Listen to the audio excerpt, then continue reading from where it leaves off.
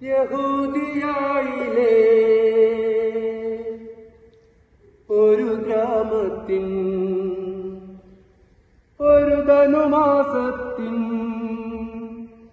കുളിരും രാവിൽ രാപ്പാത്തിരുന്നു രജപാലക ദേവനാദം കേട്ടു ആമോദരാ.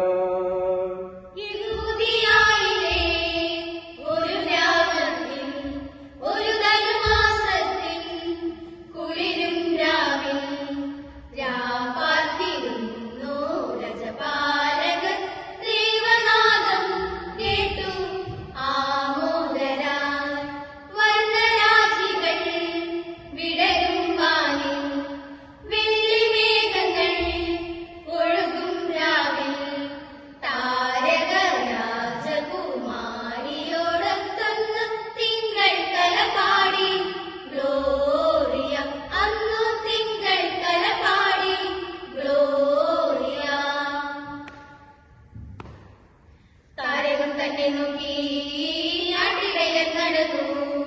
താരകം തന്നെ നോക്കി ആട്ടിടയൻ നടന്നു. തേജസ് മുന്നിൽ കണ്ടു അവർ ബേഥേലിൻ കഞ്ഞിൽ വന്നു. തേജസ് മുന്നിൽ കണ്ടു അവർ ബേഥേലിൻ കഞ്ഞിൽ വന്നു. രാജാധിരാജന്റെ പൊൻതിരുമേനി